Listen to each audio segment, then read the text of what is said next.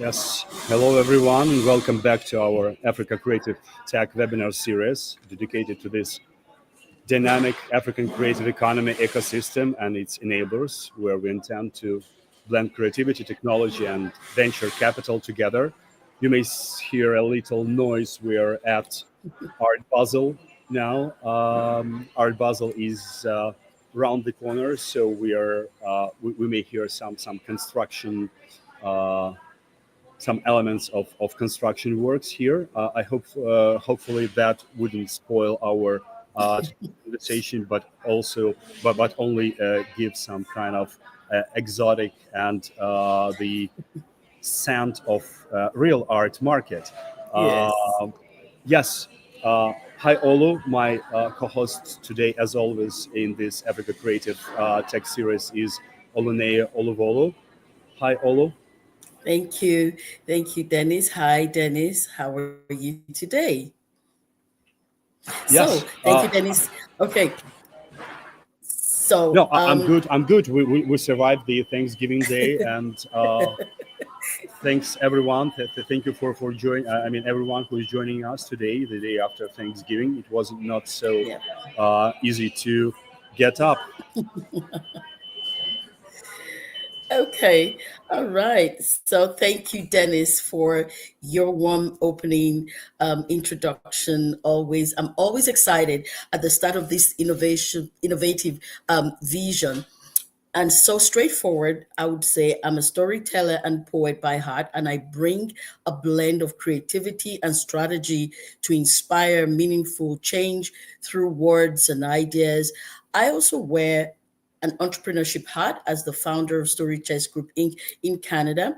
Without further ado, over to you, Dennis. Let's kickstart today's amazing journey.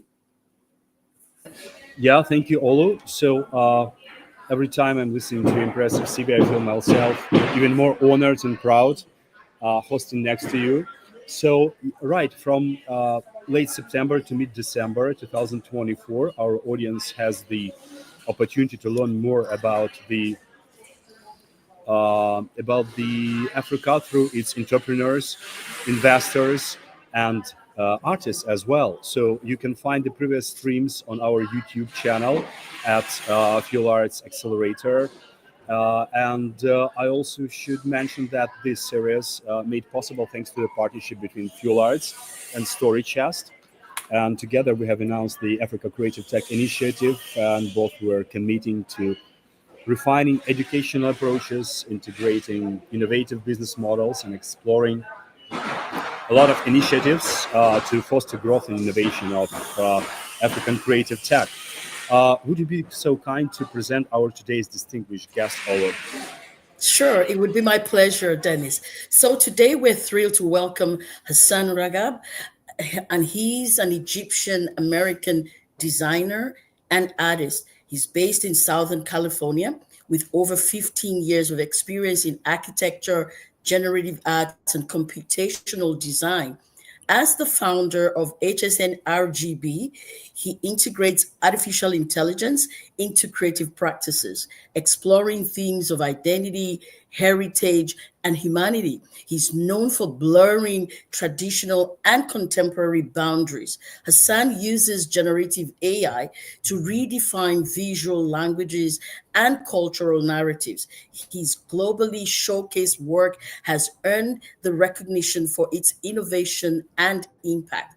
As an educator and speaker, he contributes to global discussions on AI's role in the arts and its transformative potential for society. You're welcome, Hassan. Hello, Dennis. Good morning, guys. How are you? Good morning. Thank you for Good, we're joining doing us. well. It Yes. seems to me that as soon as you're based in LA, so it's quite early. So thank you for jumping to this webinar at quite an early time. No, yeah, thank you. It's like being in Southern California, so I'm used to kind of adjust to the rest of the world and always like wake up early and sleep late. So it's fine. So happy Thanksgiving, everyone. And yeah, thank you for having me. Very excited to be here with you today. Thank you. Happy Thanksgiving. So, without further ado, again, we're going to go straight into the business of the day. And I'm going to start with my question, Hassan. I hope you're ready. So we're going to go into the first thing I want to look at is the journey into AI and generative art. That's your journey. Your work beautifully merges the realms of AI and generative art with deep rooted traditional themes. Can you share the story of your journey into the dynamic space of AI driven art and how your background as an Egyptian artist? I am super excited how that has uniquely influenced your approach. Well, I think my journey kind of starts before AI, really. I think AI made me realize that I've always been looking for like a new visual vocabulary in that sense. So I come from a background of architecture and design and engineering. And since school, I was always bored with like the current architectural scene in the world. I think it lacked diversity. I think it was like very, very modern, and like everything kind of looks the same everywhere. That for me, at least, that was the thing. And with AI, it kind of brings something that's kind of, for me, it brought something that's kind of fresh or something that's new. However, it doesn't come without a lot of challenges. So when I started using AI in architecture, it was like in early 2022, my themes was more again generic, and I think that attracted a lot of attention to my work because my work was kind of speaking on a global level, on an international level, or I would say abstract. But again, I think like starting like 2 years ago or something, I started to kind of pay more attention towards like what like the potentials and dangers that the AI entails. And that kind of driven my work, or it has been driving my work towards like a more like a vocabulary that I'm more familiar with, and it's basically more from Egypt.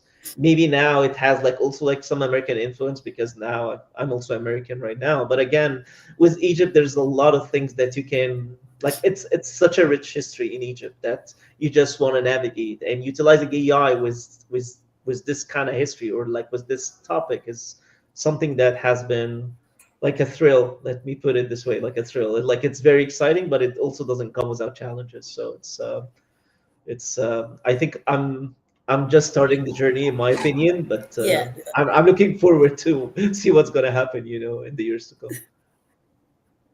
Thank you, Hassan. Okay. For yes, you wanted to add something?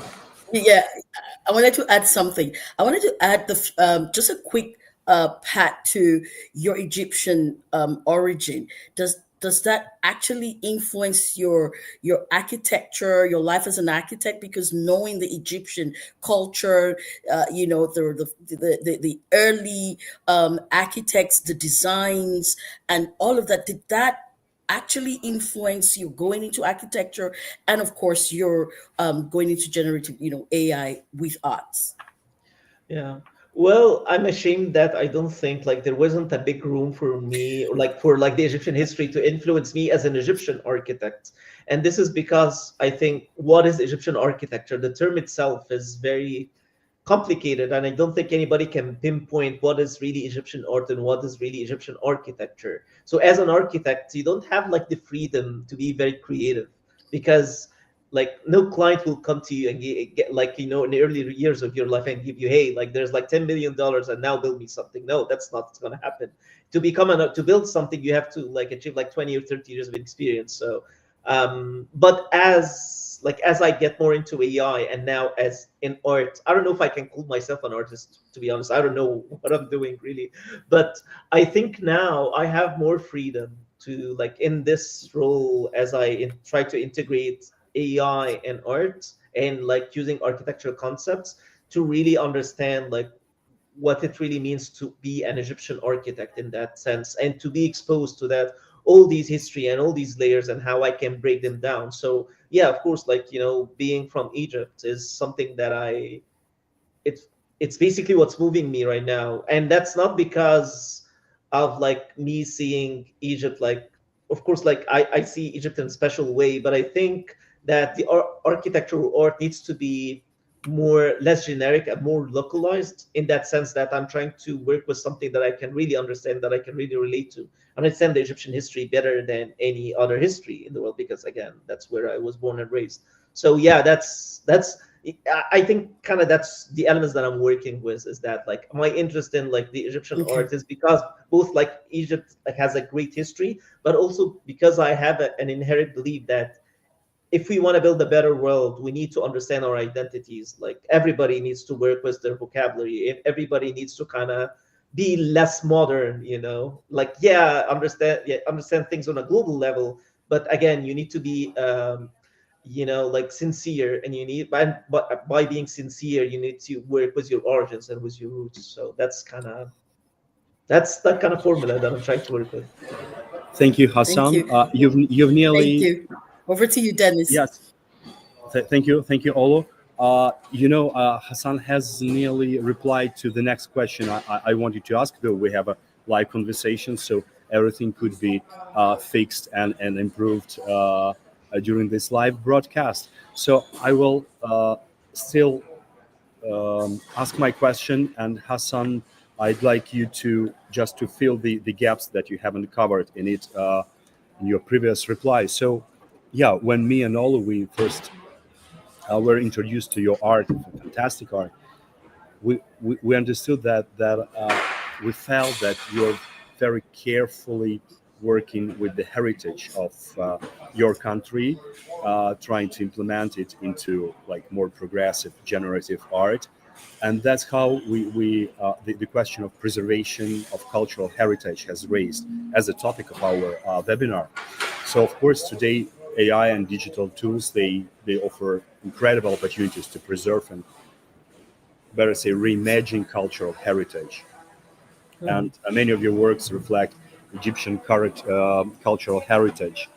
So, how do you see those technologies transforming the narrative of African history, not only Egyptian one, but African history in a global context and identity for future generations? So, do you keep in mind the what you deliver for future generations when you do your artworks?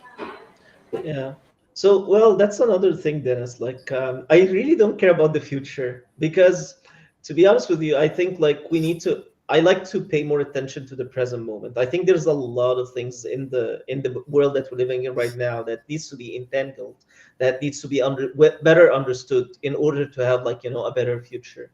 And when you talk about like the potentials of AI in heritage and culture, well, AI has a potential in basically everything, but it also poses dangers on so many things. And one of them, and basically that's why I started working with Egyptian vocabulary, is bias inside the data set, especially like in large language models. And this is actually like a danger to like, heritage and like, the impacts of architecture and arts, like in the future using AI, because stereotypes and biases are like important part of like us, like as human beings, but it also is big part of like, how we program AIs.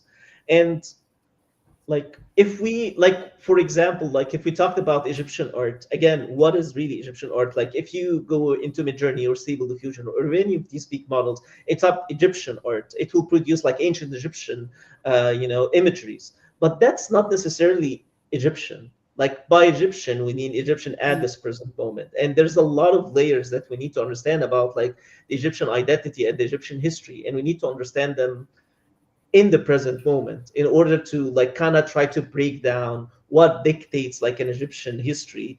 And again, this is a feedback loop because what we understand right now, it will lay the ground to development of the tools in the future. So how we understand the history right now, or how we understand the tools right now, that's gonna make the indirect impact. Let's say it could probably be a direct impact to the future, but it's not something that we should really, that they don't really look forward. Like I don't care about imagining Egypt like in 100 years. That doesn't, for me, that kind of doesn't make sense, because right now, like I think my role, at least my role right now, is to try to think about the problems and try to solve them now, and to try to understand the history and lay the ground to like the future people to like solve like future problems. But and especially because with the development of these technologies, it is almost impossible to predict the future. like I have no idea now like what the future is going to be in architectural art and in design in 5 years, because yeah, I can make a prediction right now, but in a week it will be obsolete. And that's the problem with keeping up with the technology. Like you keep listening to scientists and people, and you see the art world, and it's being evolved in a way that nobody can anticipate. So again, like this game between like preservation and predicting the future, and the technology and how it's being developed, it's such a delicate, matter that's, I don't know, that I'm still trying to figure out. And the best way for me to center that is to try to be present and try to see things as they are now.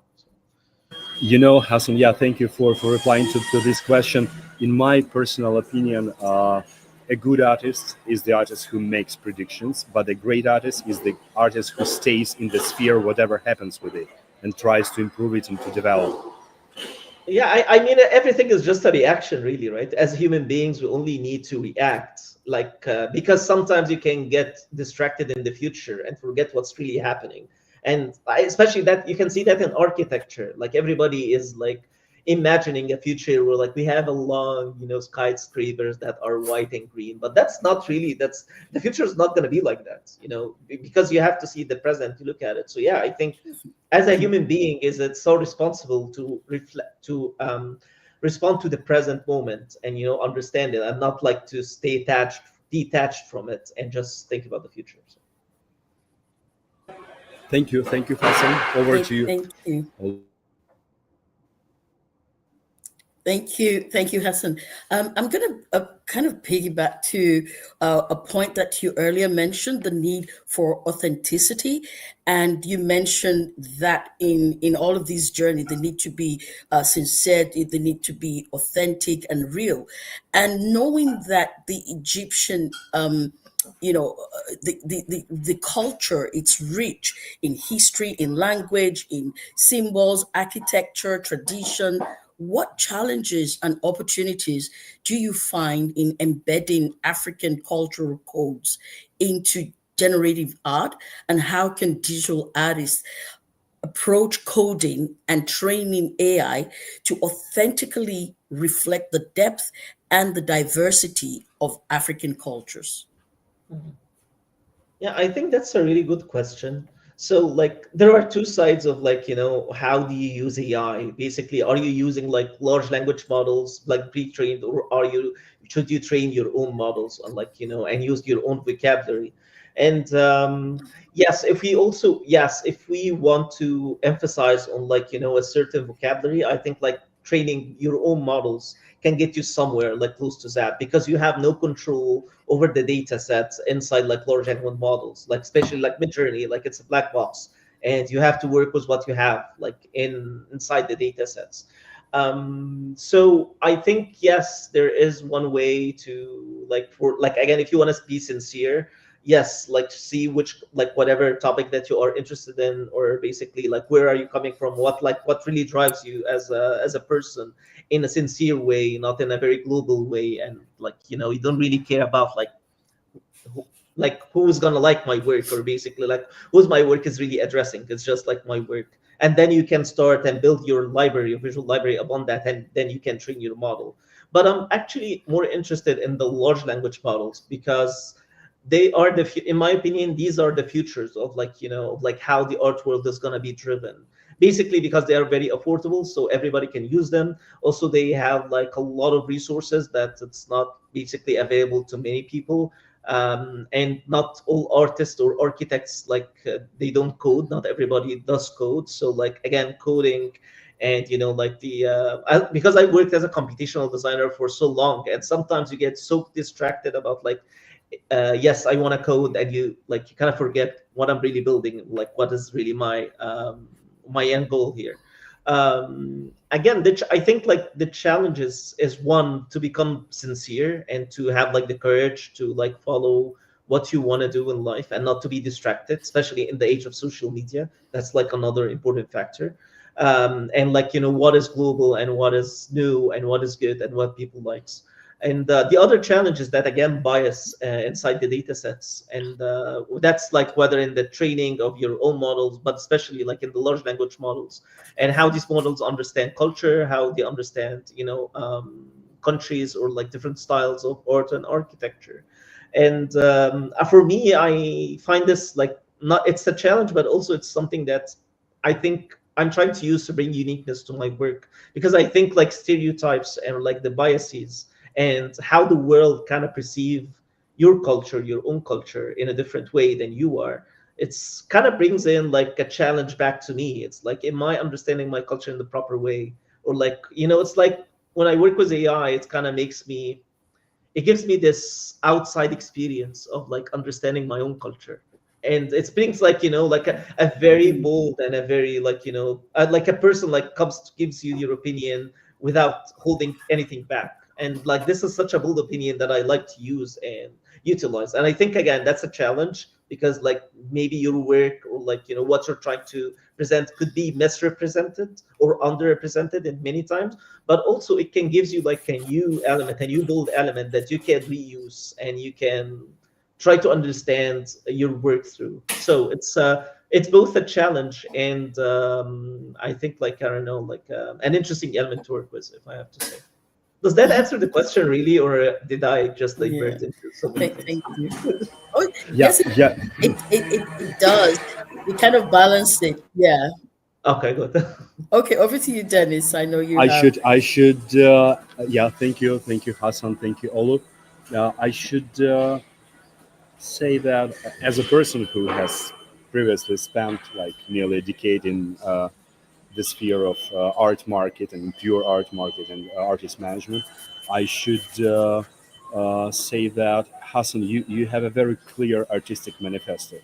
You can articulate and you can express your artistic ideas in a very clear way, short, clear, but very engaging. So it's very important for contemporary artists, whatever education, whatever background he or she has, and whatever type of art they are currently or previously experiencing, like digital art or generative art or classic art. So please take our compliments. You're a complete contemporary artist, and though my question will be also on the intersection of contemporary art and traditional art. I mean, digital and AI generated art and traditional art. So of course we understand that the generative art or AI art is now revolutionizing the creative expression, not only here in the US or in the African continents, but truly worldwide. So how do you see this art from evolving, and what role do you envision for artists in in uh, bringing closely, like bridging traditional art with those emerging AI technologies? I think like yeah, I mean over the past 3 years or even before that, so like there's a lot of artists who have been incorporating AI into their work. I think it started like maybe almost 10 years ago or so. And you can see like with the when new tools like becomes available to the masses, you can see how people start to use it in their very own way. So like again, architects trying to like use like AI into like developing like how they see architecture, or like traditional artists. Basically there's a lot of examples of like other artists who are utilizing like training their own models onto their own work and then trying to like use it in like like to generate like new work. Again, I think AI is a tool, and it's just like the computer basically. So like when the computer graphics came, like a lot of like artists, again, like I don't know what traditional art means. Like does it mean like to hand paint, or does it mean like to use a rock and like work your way on a cave? So again, this term like really, like we really need to like, because I'm saying that because a lot of people like like they say traditional art against AI art. For me that conversation doesn't make any sense, because like AI is just a tool, just like as like the painting canvas, just like the acrylic colors, just like Photoshop. It's just a tool. And again, like if you are sincere and you are like you understand what you want to be, or at least like you're trying to pursue what you want to do, I think you'll find your own way to make this interesting mix between like your previous knowledge before like this tool was like available, and now you can use it in your own way. So I think there's a lot of great potentials in like how this tool can navigate us through a more interesting, and I think this definitely will happen, like how this AI will kind of revolutionize the world term art in both in the good and the bad ways. But I think like the key word will be again sincerity and authenticity. If you are like if you're sincere, then I think like John Coltrane, like the jazz player, he used to say like, if you're sincere, you can play music on your shoestrings. So it doesn't matter what really tool that you're gonna use, and it just like again, AI is just a great tool that you can incorporate in whatever you do if you're really sincere. And that's how, I mean, at least that's my hope for like the future of like art and design. Yeah. Thank you. Thank you, Hassan. Over to you, Olu. Okay. Thank you. So Hassan, I super kind of keep loving your mention of sincerity and authenticity, and I see that that as a thread in your conversations, in what you say, and looking at global recognition of African artists in AI. Before I jump into that, I also love the fact that you stayed on the point that AI is a tool, because we've had these different conversations. Oh, AI has come to take over creative arts. What is AI doing with art? And I see from what you have said that we need to look at it from a different lens, that it's a tool, just like your hand painting, just like you're using a rock or you're using a wood or something. So I love that explanation, and which has also opened up my own views about AI as a tool. So jumping into the global recognition of African artists in AI, as an Egyptian American artist based in Los Angeles, how do you think African artists are influencing the global AI and generative art scene, and what strategies would you recommend to African artists seeking to break into that international AI and digital arts industry? Oh, that's a very tricky question. So um, I think, I don't know, if I want to be really honest, I think like the art world is not really driven after like the certain like the theme of identity. I think it's like the art world in general, not only AI. It goes towards like certain themes like environmental art or like abstract art, and these are the language that can, I don't know, that the market can really grasp really quickly. And if we're talking about a certain place like Africa, again, for me, like I personally, I don't know, I don't come from architecture, an artistic background. So like for me, African arts, it's just a generalized term, really. Like, like for me, there's a great difference between like Egyptian art and like the art from Nigeria and the art from like South America, South Africa. And again, I think if we want to see like if somebody wants to break that, I don't know, like how you can break it down to like an international level, really, maybe for me that's not really the end goal. I mean, I'm lucky, maybe I'm talking from a point of privilege that like yeah, I don't need to be like famous, but maybe I'm famous, so maybe that conversation doesn't make any sense. but but for me, I think again, what's more important than breaking into like the international level as being an artist is also like to have your own vocabulary first and to be sincere first. And I think if you're more sincere, maybe along the line, maybe you will get that kind of like interest around your work on an international level. Back to your question, I think that I'm not sure. Maybe I want to say no, but maybe I don't know that if there are many African artists that are breaking down like, or like there are like they are recognized on an international level using AI. The most work that I see like on an international level that are going on like big festivals and big exhibitions on AI, it's not necessarily going around identity. I think it more goes around like how you integrate nature with AI, how you integrate, I don't know, certain themes with AI, but definitely not something that's not related to identity, neither in Africa or nor anywhere else. If you, I don't know, for me, like I actually started to gain less attention to my work on social media when I started to have more work that's revolving around identity. But is that something that I really want to do now? It comes to me a question: should I work on like a more global level, or should I stick like to like a more local themes that I can relate to? And of course, like I wanna go to the second, although like there's a lot of benefits from the first, like direction.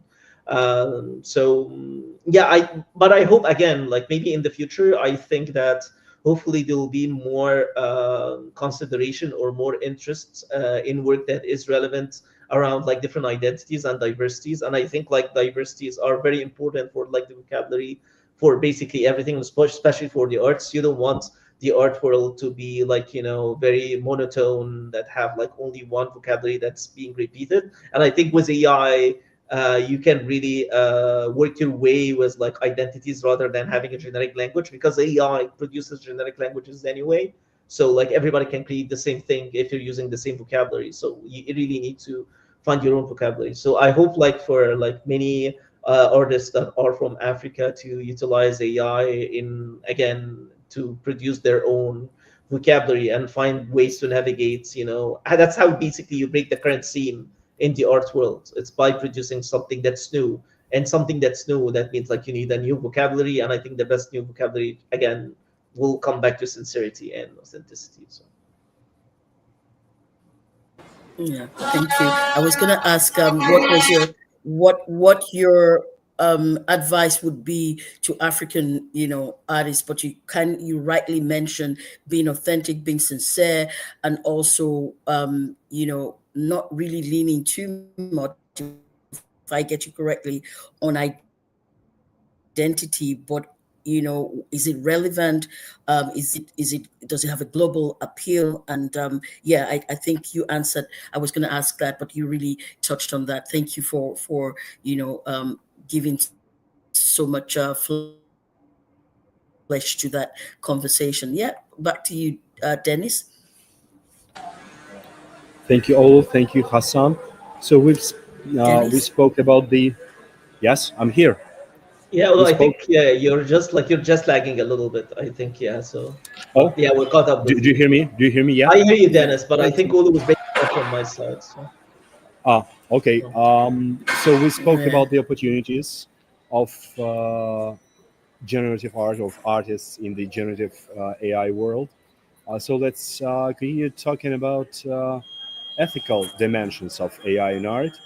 Of course, with the AI rapidly advancing, a lot of ethical considerations around originality, authorship, cultural sensitivity are gaining attention. So, Hassan, how do you personally navigate those challenges in your own work, especially like given the deep cultural roots that your art embodies? yeah, I think one of the things that I'm realizing, like it's like a thought that I always had in my work, that I always had like during my career, maybe during even college. And now I'm coming to realize that there is nothing that's really original. Like there is no originality. And everybody kind of steals something from somewhere in a way. And again, the boundaries to this, in my opinion, is that basically what is like good stealing, if that makes sense. And with ethics, I think again the problem of ethics, it kind of extends beyond the AI. So basically it starts from like any artist that can emulate or like that can repeat an existing work. And you don't have to use AI to repeat or like to steal other people's work. You can do that in whatever other means, and you can see that all the time. So basically now you come to the point where, okay, like what is stealing really? Is it stealing like a technique, or is it stealing the idea, or is it stealing like an actual artwork in a sense? Of course, like I'm against like stealing, like I'm against like copying, if that makes sense. But everything is a copy one way or another. Or maybe everything for me, like the way that I try to navigate it, everything is like an evolution of a copy, if that makes sense. It's basically you live in the world and you perceive the world around you, and it's, as an artist, it's your role to kind of build on that work like your own reflection or your own thing. And with AI, it's the same thing. It's just AI kind of makes things easier. It makes things easier to steal. Also, you have the problem of like bias, and stereotyping, which actually makes everything kind of looks the same. And now you feel in the same problem of like ethics. Okay, now I'm not creating anything new. What's the point? For me, basically, what I try to do is that I try to, again, always create something that kind of appeals to me. I always try to create stuff that I haven't seen before personally. Um, and if we're talking about like the ethics of AI and copyrights, again, like I don't know, like as an artist, like if you are a trained artist, if you use paint, if you are a painter, for example, you go to school and you learn about Van Gogh and you learn about Jackson Pollock and all of these people, and these people have some kind of effect on you. So are you now infringing their like the Van Gogh copyright?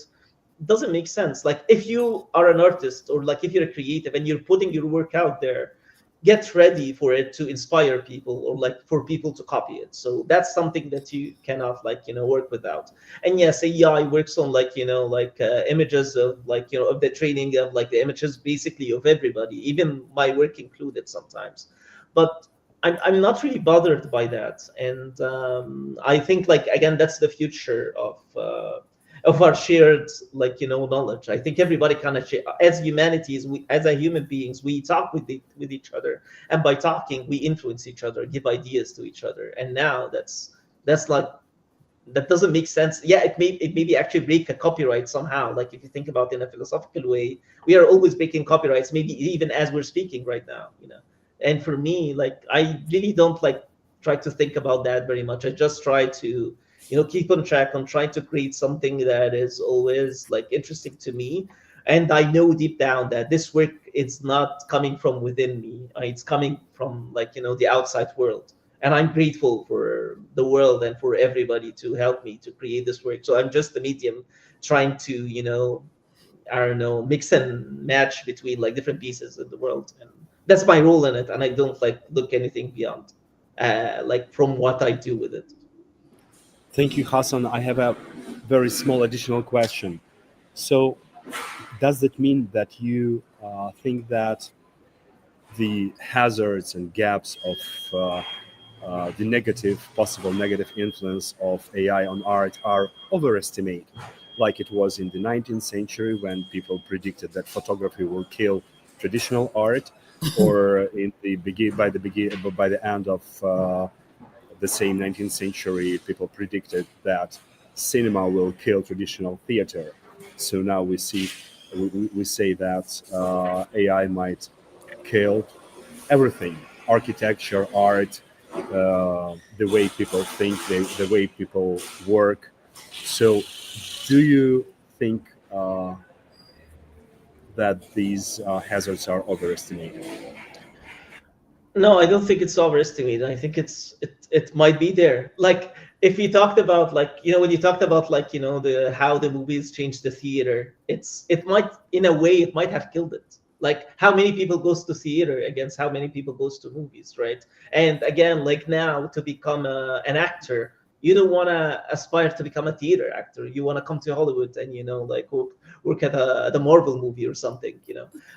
That's basically that. I'm here talking Yeah. more from like a generalized point of view. So I'm talking about like the global, like the point of like the average person. I'm not talking about like this very very technical actor who wants to go to Broadway and study the techniques of acting on stage because that's like the best techniques of acting. Like you want to achieve perfection. That's not everybody. That's like the 0.0001% of like the population. But everybody want to become an actor in Hollywood.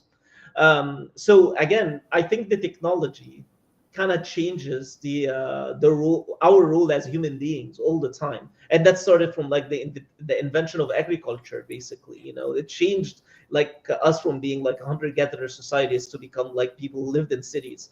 And as we are a species who are only living, we are as good as our tools, and our tools changes us as the way, it's the same thing, we are changing them. So with AI right now, it again it's yeah it poses a danger on like on artists, on architects, on basically everybody. But it's not something that's really new. It's just something, it's, they haven't seen something that happens that fast. And again, I'm sure that they had the same conversation when computer graphics was introduced in art and design, and the same conversation happened with like the invention of photography. With photography, there was a way through that, like it allowed for like a new model of artists to emerge. Like, it allowed for cubism to emerge, it allowed to surrealism to emerge. We couldn't have done that without having the photography.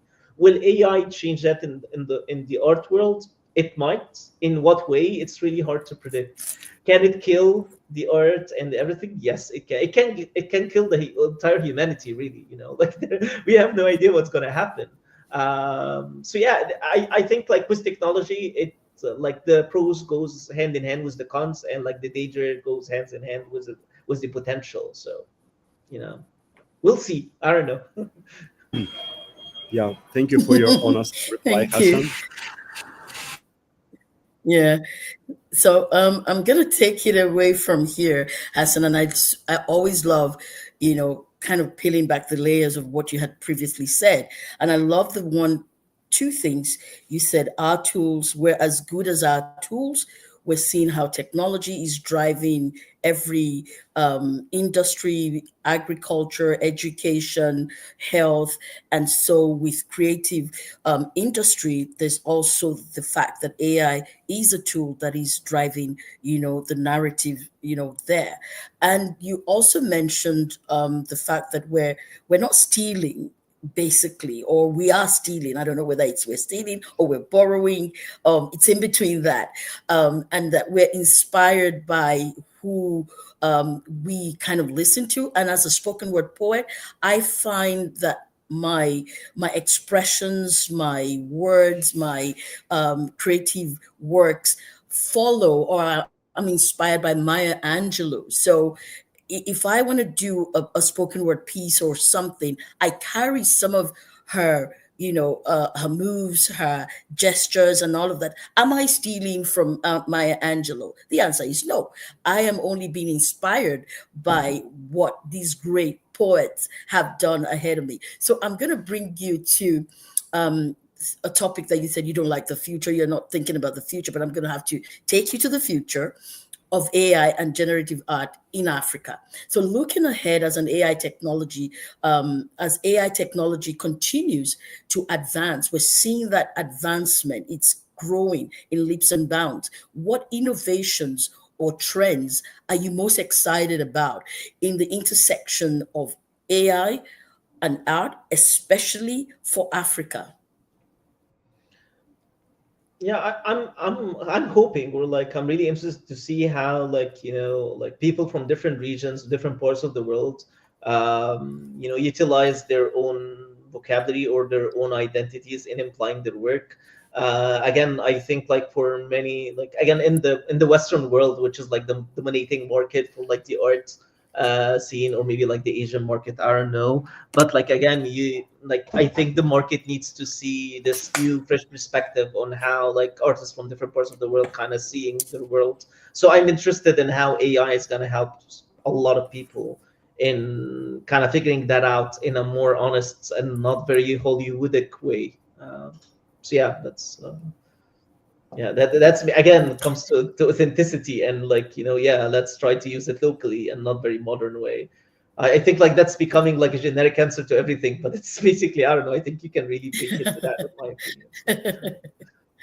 opinion. So we do find an intersection between AI and art, definitely, and there's a lot of room to work with, especially for Africa. I just want you to, just kind of, give a summary to that before Dennis takes it away with his next question. Hmm. So yeah, I think again, like I think the summary is that like I'm really interested to see how people from like like different parts of Africa to utilize it in a way that it's not very generalized around Africa. So next time, maybe like when I see, I don't want to, maybe I don't like to see the world like African arts. I'm more interested to see more like a Nigerian art, or like an art from Mali, or like a southern Mm.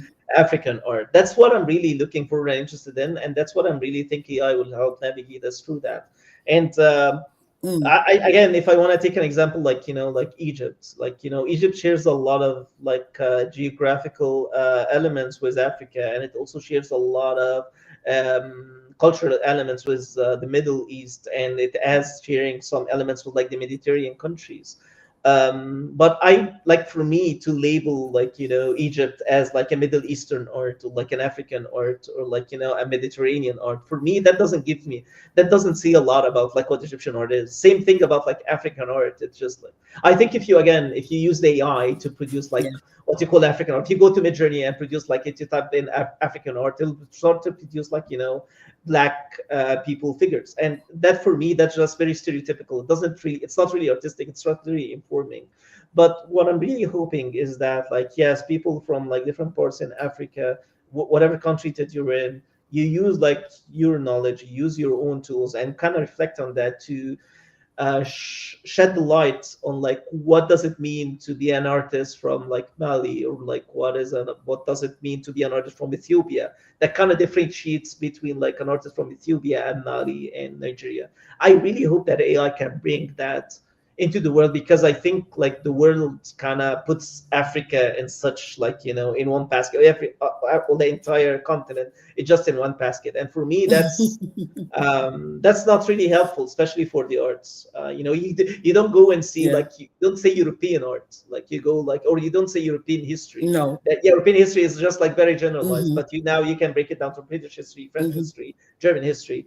I really hope like Hmm. this AI Yeah. will bring that, this very, very unique and very diverse variety into the African culture and the African history.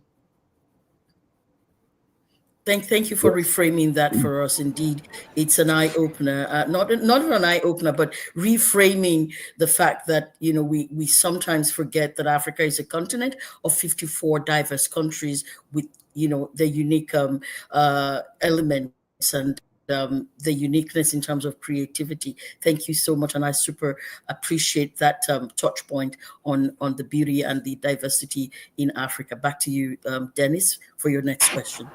Yes, thank you. All you've mentioned 54 countries. I will mention another number, two questions. So we have two questions left. Uh, Yet it was very Hmm. informative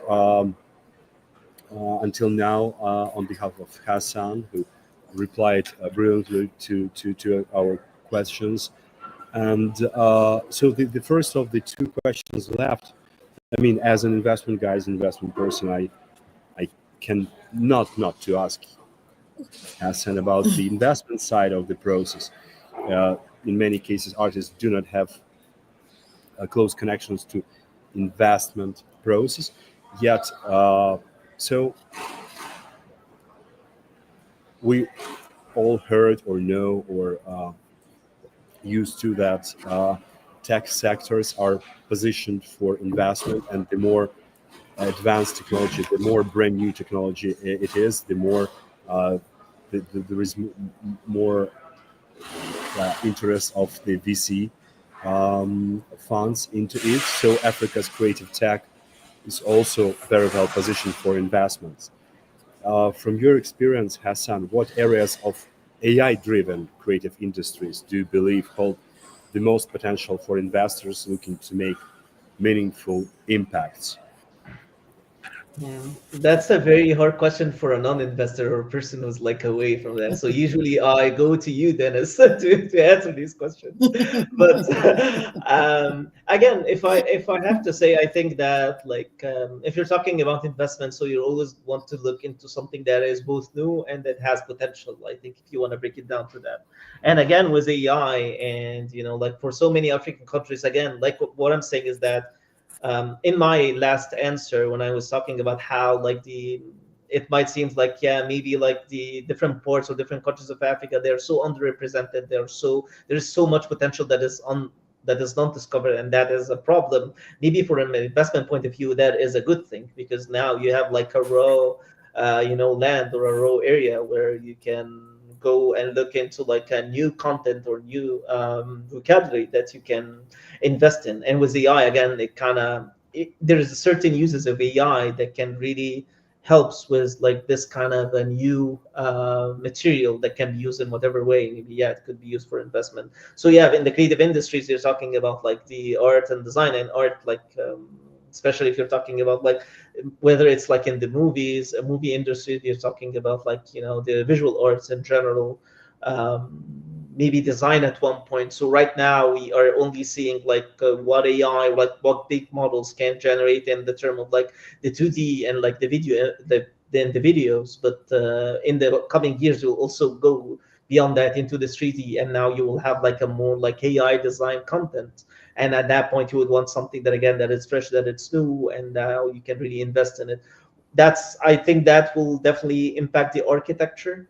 And one interesting thing also is like the combination between AI and computation and computational design, because I think like the future of architecture, it's not gonna be like modern, but it's gonna be localized based on like the geography and like the weather in a certain city, and like the material that can be used in a certain city. And that's something that I used to work with as an architect, but also to combine that with AI and the aesthetics. And now you have like this interesting mix that people would want to invest in the terms of like creating long sustained projects, whether like if it's in the art field or like it's like in construction or architecture. So AI is definitely gonna, hopefully, I don't want to say definitely, because again, like people use AI in so many different ways, but there is a big potential in how a like AI, the usage of AI can help people from the region to gain investments from like every part in the world, especially in Africa.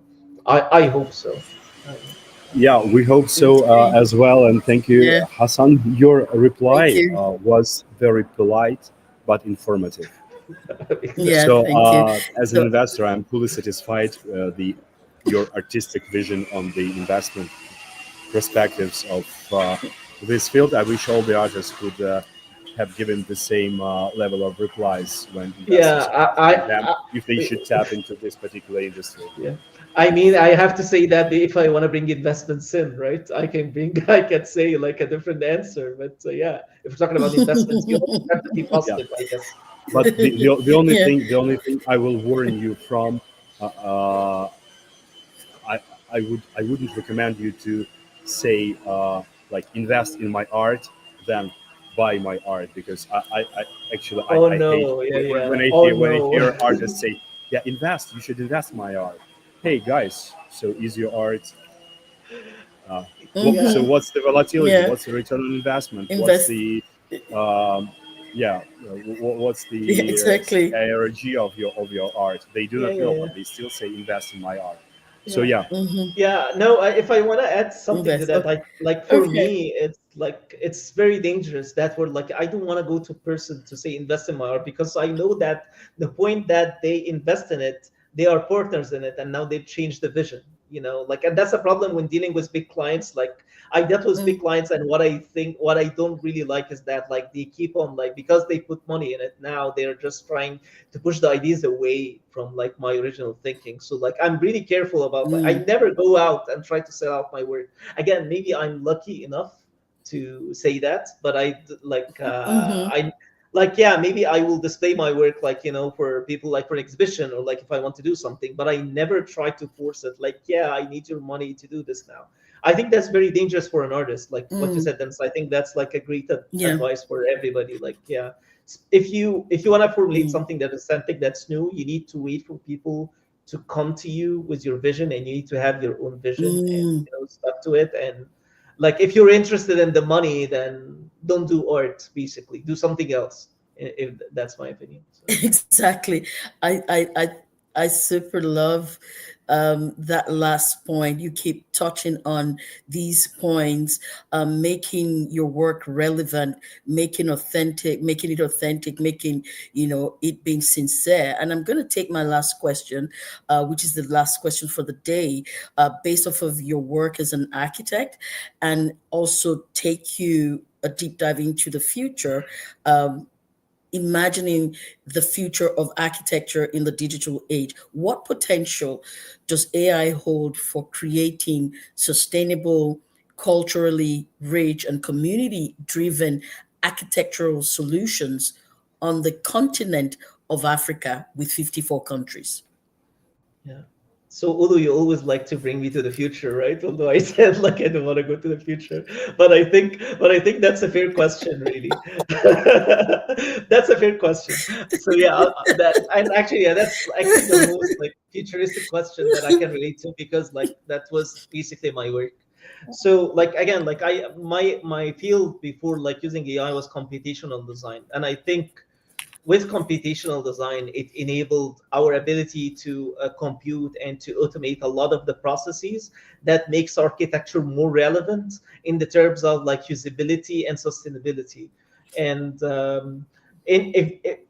by that, what I mean is that now we have, as architects or as designers, we have the tools that will enable us to understand so many elements that is relevant around architecture. So architecture is such a complicated practice. It has so many different engineering or like also like philosophical or artistic elements. And to bring those together, it takes a lot of time and it takes a lot of considerations. And it's like a learning curve. So you can't just like go right off the bat and design like an perfect building. There is no such thing as a perfect building because there's a lot of elements that you're trying to put together. With AI, it kind of now you have like, or hopefully we will achieve. Again, I'm saying that from like an optimistic point of view, but that's not necessarily is going to happen.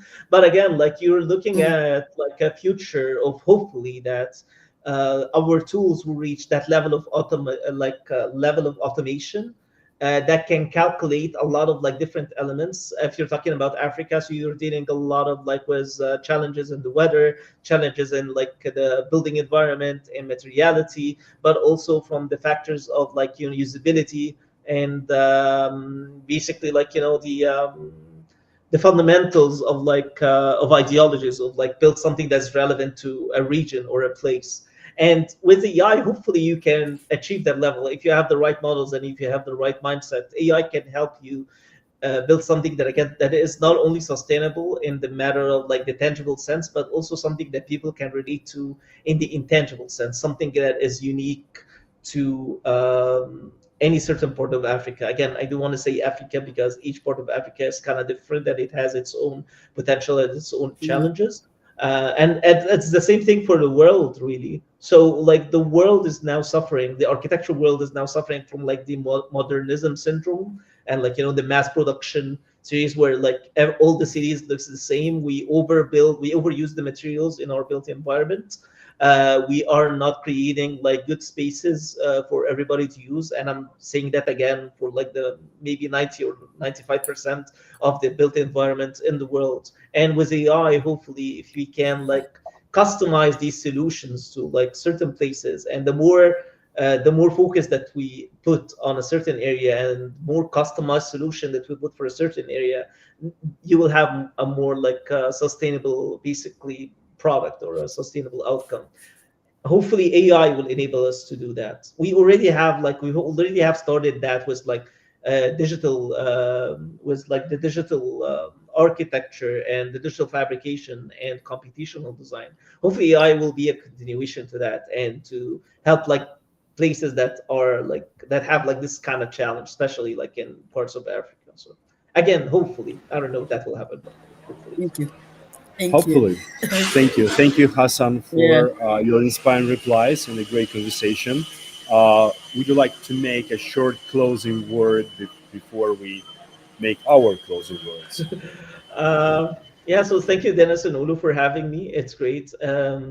It's great to like find like I don't know, like it's great how like arts like AI or technology is enabling like this conversation between venture capital and between art and between design and between like basically everybody, even people like that are seeing this webinar that has nothing to do with either of those. And again, I think that kind of highlights that the world that we're living right now is like we all live in it together and we all are developing it together. So I think hopefully like the future of the usage of technology won't be very greedy and it will be shared between everybody. And AI is such a fascinating tool, but the human greed is not a great drive for the tools that we develop. And we really need to keep that in mind in everything that we create using this technology. But again, like this webinars is kind of represents that, right? Represents that, yes, we can come from different backgrounds and talk about the technology and see how, like, what are the impacts of the future. So thank you again for having me, and I really had a great conversation. So thank you. Yeah, I can see. Thank you, Dennis, for sharing the comments that are coming in from Joy Salami. She's one of my mentees in the universities back home in Nigeria, Obafemi Awolowo University, and also my childhood friend, Abayomi Olamide Odebi Fatodu. Hi there, thank you, all the way from Maryland. There with you guys in the US. Happy Thanksgiving to you. Thank you so much, guys, for sharing this day, this moment with us. Back to you, Dennis.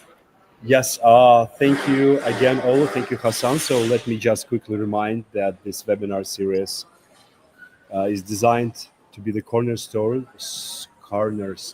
of the Africa Creative Tech Initiative, that's aiming to provide young African entrepreneurs and creatives tools, inspiration, and connections needed to succeed in rapidly evolving global landscape.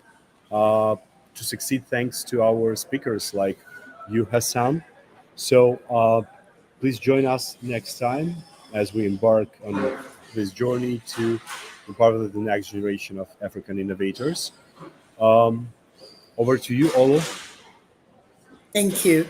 Thank you very much, Hassan. It was deeply inspiring as well as educative. So, as we conclude this deeply engaging webinar, we're left not only with answers, but with a wealth of inspiration and questions that challenge us to think boldly about Africa's creative and technological future. Today, you've seen we've explored the dynamic journey of merging AI and generative art with deeply rooted traditions, unveiling a narrative that celebrates heritage while still embracing innovations. We delved into the transformative power of technology to preserve and reimagine Africa's cultural heritage based off of the 54 countries in Africa, creating new pathways for telling our stories in ways that resonate globally and endure for generations. Through the lens of embedding African cultural codes into AI, we've examined with our guest,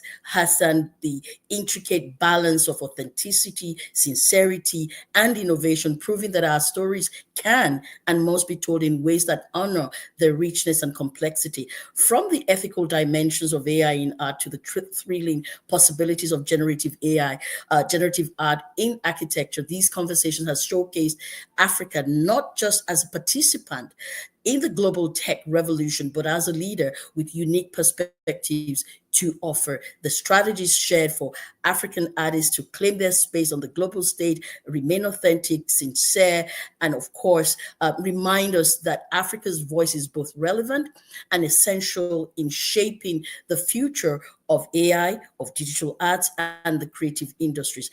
This webinar finally has highlighted the urgency of driving investment into Africa's creative tech ecosystem, not merely as a financial opportunity, like Hassan said. Don't go into it just because of money, but as a chance, as an opportunity to cultivate a landscape where culture and innovation converge to spark sustainable development, economic growth, and social progress. It's a call for investors, policymakers, creatives to collaborate in forging a future that is distinctly African, yet universally impactful. So as we move forward, let us take the ideas shared today and transform them into actions that shape the legacy we want to leave behind. The question is, what legacy are we leaving behind? Africa's creative and tech renaissance is upon us, and it's up to all of us to ensure it is one that drives innovation, celebrates culture, and inspires the world. I want to thank you for being part of this transformative dialogue, and let's keep building together. Join us next time as we empower Africa's future leaders in creativity and technology. Thank you. Thank you, Olo. That Thank was you, Dennis. inspiring Thank you. as always. Thank you, Hassan, for your time, for sharing your vision, for sharing your creative manifesto. We'll be looking forward to see you again in the corners, in the corridors of the creative tech world. And yes, we have a lot Yeah. to discuss together. So hopefully, in the next year, we'll create something special for our audience uh, yeah, with you, Hassan. And the walls of MoMA and Thank you. LACMA are waiting for you, Yeah. and Miami museums Yeah. as well. So we truly believe that 2025 will be uh, a well-deserved breakthrough for you, not only as a well-established architect, but also as a generative artist.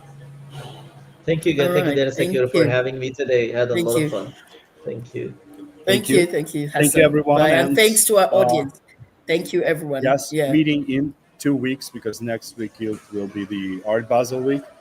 So meeting in Mm-hmm. 2 weeks with the next distinguished guest. To it. Yeah. See you. Yeah. See you. Okay. See you guys. Bye, Thank you guys. so much. Bye bye.